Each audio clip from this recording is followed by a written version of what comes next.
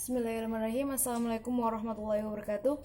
Saya Vivi Tinta Arfianti, absen 4, NIM 12208183005. Di sini saya akan menjelaskan topik herbarium saya yang kemarin, yakni mengenai tumbuhan kelengkeng.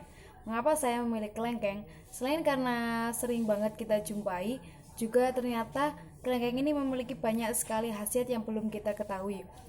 Nah, kelengkeng ini sendiri merupakan tumbuhan asli Cina yang kemudian dibawa ke Asia, utamanya ke Vietnam, lalu ke Thailand, kemudian ke Indonesia. Nah, di Cina sendiri sudah banyak sekali penelitian tentang kelengkeng ini. Langsung saja slide pertama, yakni ciri khusus. Ciri khusus kelengkeng ini ada banyak sekali, diantaranya memiliki akarnya tunggang, kemudian batangnya berkayu, berkambium, dan bercabang. Kemudian kulitnya berwarna kecoklatan dan cenderung bertekstur kasar. Kemudian tipe daunnya merupakan tipe daun majemuk. Lalu bunganya terdiri 4 helai, dan tipe bunganya sendiri merupakan tipe bunga majemuk lengkap. Kemudian buahnya berwarna coklat muda, dan yang belum matang biasanya berwarna hijau kecoklatan, dan bentuknya sendiri bulat. Kemudian untuk bijinya berwarna hitam kecoklatan dan mengkilat. Untuk bijinya sendiri memiliki tipe biji berkeping 2. Langsung saja slide selanjutnya, yakni klasifikasi. Klasifikasi kelengkeng ini sendiri dimulai dari kingdomnya Plantae, kemudian subkingdomnya Viridiplantae, lalu infrakingdomnya Stretophyta, lalu superdivisionnya Embryophyta, divisinya Magnoliophyta, kelasnya Magnoliopsida, kemudian subkelasnya Rosidae, lalu ordonya Sapindales, kemudian familinya Sapindaceae, genusnya Dimorcarpus, spesiesnya Dimorcarpus longan leur. Kelengkeng ini sendiri, jika masyarakat sekitar banyak sekali memanggilnya, ada yang kelengkeng, lengkeng, ataupun mata kucing. Langsung saja slide ketiga, ini hasil pencanderaan. Hasil pencanderaan saya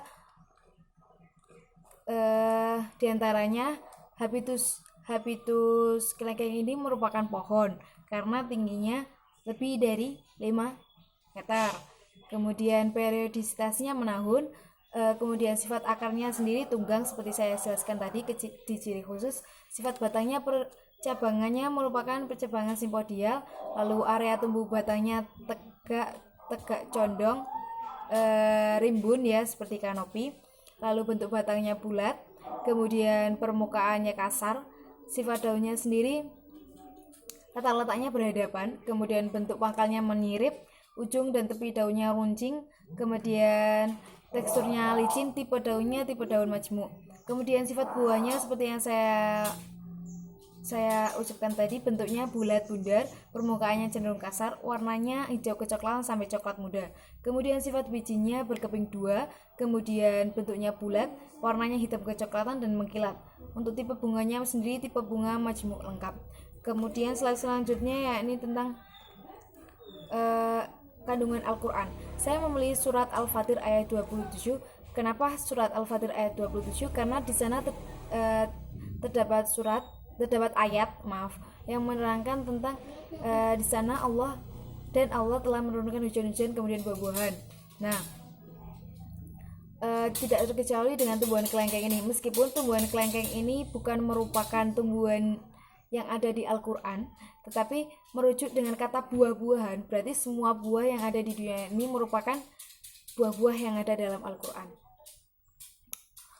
Kemudian slide yang selanjutnya, yakni foto herbarium. Di sini saya mengambil sampelnya pada tanggal 4 April 2020. Lokasinya di Jalan Minggu Manis, RT 3 RW 3, Sendang Agung, Baciran, Lamongan, di mana itu sendiri adalah rumah saya, di depan rumah saya. Kemudian tumbuhan ini ada di 300 meter di atas permukaan air laut. Kemudian tingginya 10 meter, stemnya 100 cm. Selanjutnya ini manfaat bagi kesehatan. Banyak sekali manfaat dari tumbuhan kelengkeng ini. Di antaranya dapat meningkatkan metabolisme darah, kemudian menenangkan saraf, meredakan insomnia, kemudian mencegah amnesia, lalu memperpanjang umur, bisa juga untuk mengobati palpitasi, kemudian meningkatkan kesehatan setelah persalinan, dan juga meningkatkan kapasitas imunidator. Nah, biasanya kalau di Cina yang digunakan penelitian itu mulai dari akar sampai daunnya. Namun yang kebanyakan digunakan hanya buahnya saja. Biasanya yang digunakan ada pulpnya. Demikian apa yang dapat saya sampaikan. Kurang lebihnya mohon maaf. Billahi taufiq wal hidayah. Wassalamualaikum warahmatullahi wabarakatuh.